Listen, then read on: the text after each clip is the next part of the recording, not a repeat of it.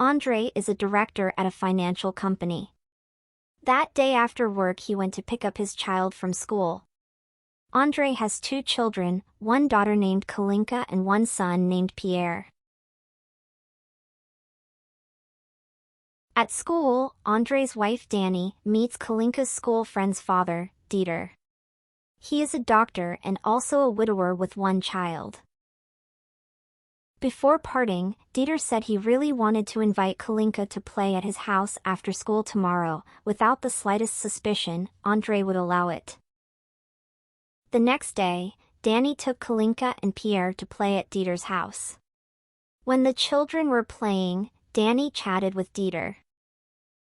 From his attitude, Dieter seems to like Dani. Before leaving, Dieter tried to invite Dani for a walk, but Dani refused because she was already married. On Sunday, Andre and his family went on holiday to the mountains. However, on the way their car crashed. Kalinka was so badly injured that she fainted. Luckily, Dieter, who happened to be passing by, immediately checked and helped take Kalinka to the nearest hospital. At the hospital, after receiving treatment, Kalinka's condition began to improve. When visiting, Dieter gently gave gift while saying the doctor said Kalinka could go home tomorrow. Seeing Dieter's kindness, Andre thanked him for saving his daughter's life. 1 week passed after the incident. Dani and Dieter's relationship seemed to be getting closer. In fact, the two of them were secretly having an affair until one night at home when Andre had just come home from work, he accidentally finds the gift tapes Dieter gave in Dani's desk drawer. There, Andre began to suspect that his wife was having an affair. Not long afterward Dani came home. With a sharp gaze Andre continued to ask lots of questions about Dieter.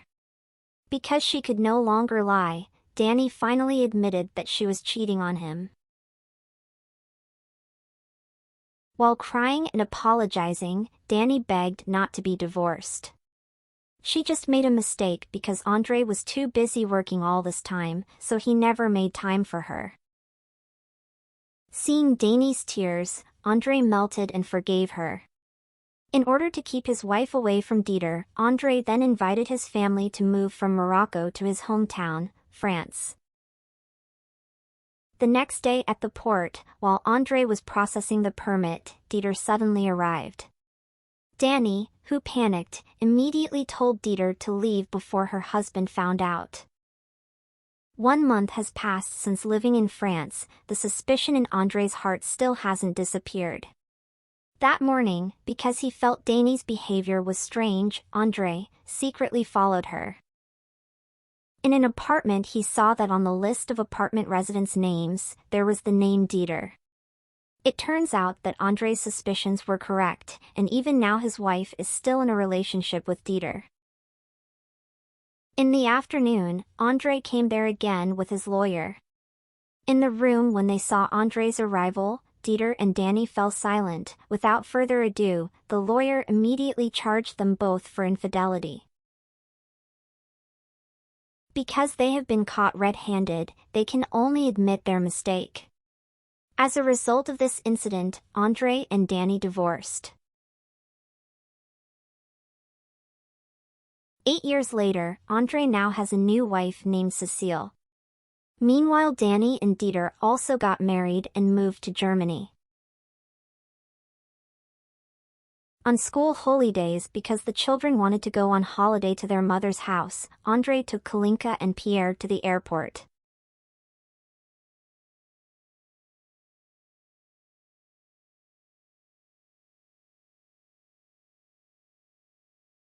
Even though they are divorced, as parents their relationship is still good. Now they are happy with their respective partners.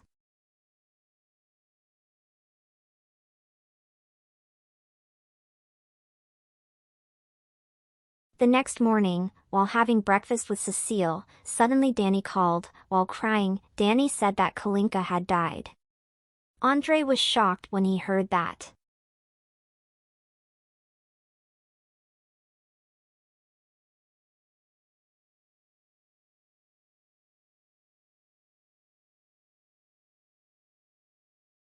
In Germany, when he witnessed Kalinka's stiff body with his own eyes, Andrei's heart was devastated. He then went to Dieter's house and asked what was the cause of his daughter's death. Dieter explained that yesterday Kalinka complained that she couldn't sleep because her head hurt.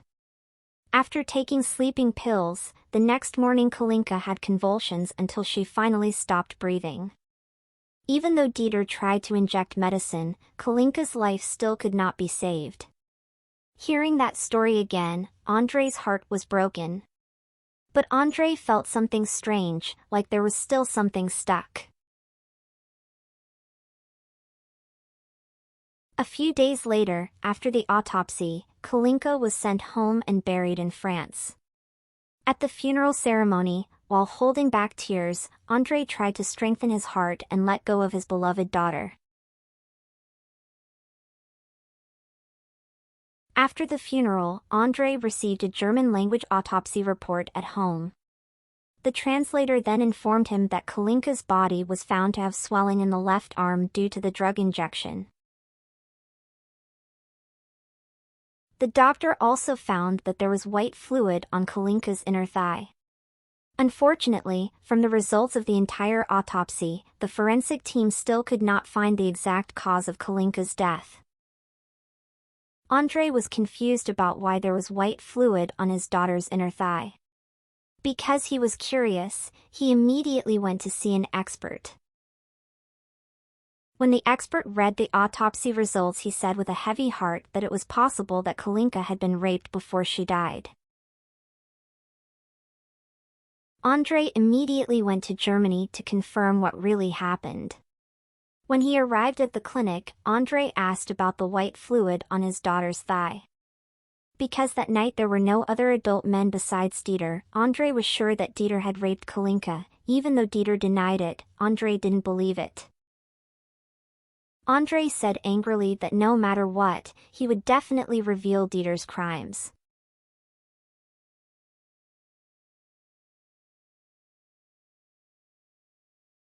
One year later, after the files were complete, Andrei wanted to reopen Kalinka's case, but because he didn't have strong evidence that Kalinka was raped, the prosecutor rejected Andrei's request.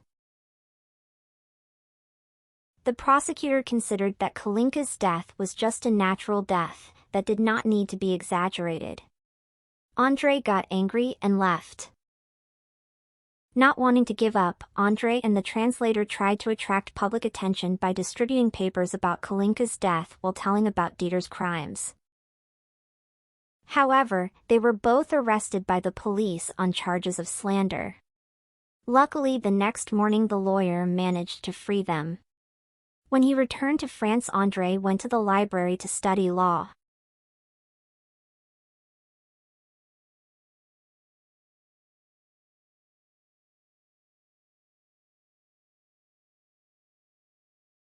Two years passed. Andrei and his lawyer submitted a request for a repeat autopsy to the French prosecutor's office. Luckily, the prosecutor gave permission. At the cemetery, Andrei and the prosecutor witnessed the process of exhuming Kalinka's coffin firsthand. When the forensic team examined the body and matched it with previous forensic results, they found that several notes were missing, especially the note on Kalinka's inner thigh. Andrei was sure that Dieter was the one who removed the forensic evidence to erase traces of the rape.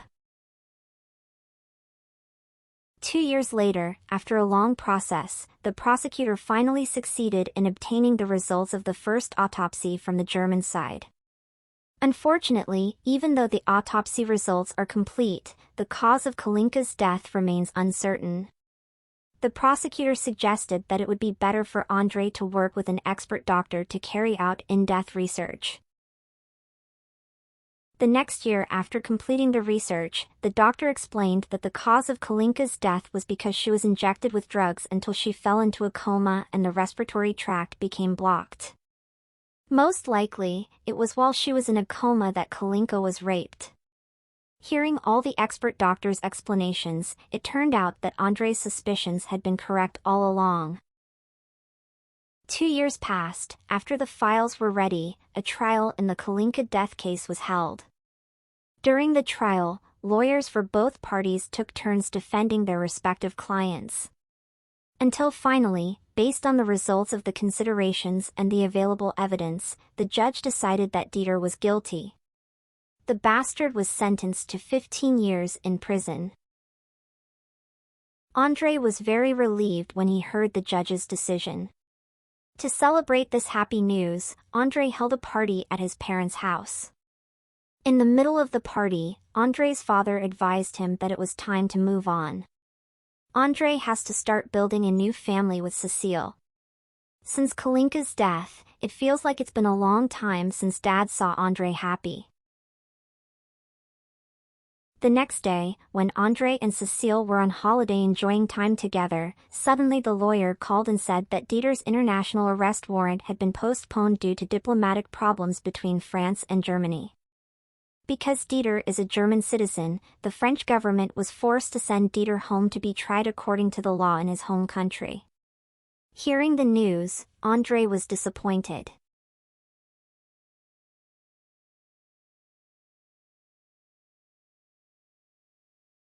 Seven years later, while working, André got a call from a journalist from Germany.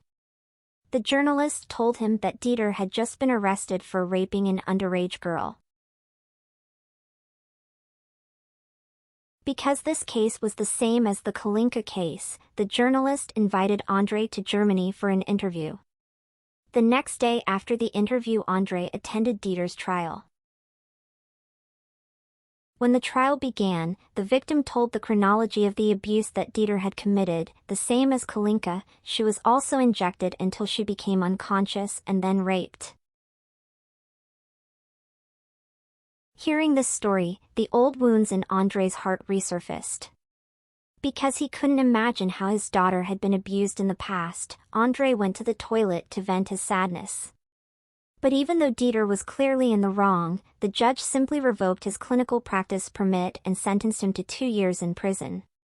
André was disappointed again. After the trial, André met Danny, but when he discussed the Kalinka issue, Danny got angry. She still continued to defend her lecherous husband. Before leaving, André advised Danny that it was better to accept reality. Sooner or later Dieter's wickedness would be exposed. 2 years passed when Dieter was released from prison. André began to plan. André is sure that because Dieter's reputation as a doctor in Germany is already bad, he'll definitely move to the nearest country, namely Austria. André then collaborated with the Austrian police to arrest Dieter when crossing the border.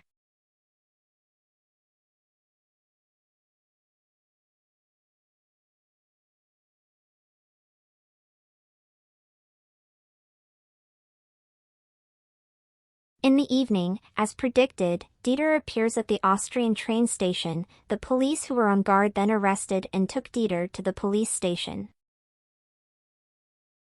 The next day, while André was waiting for news, the Austrian embassy suddenly called and said that the Austrian police could not send Dieter to France because there was a ban from Germany. André's plan failed.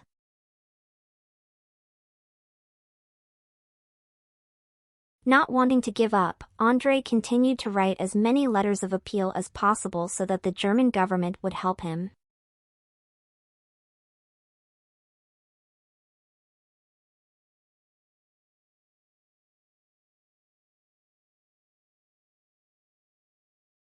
Nine years later, when André wanted to catch Dieter again, his tired lawyer decided to quit. André then continued everything alone. In Austria, he visited one clinic after another to look for Dieter's whereabouts. Until at one of the clinics, there was a doctor who told him that Dieter was currently in prison, due to an illegal practice case. André was forced to wait patiently until Dieter was free.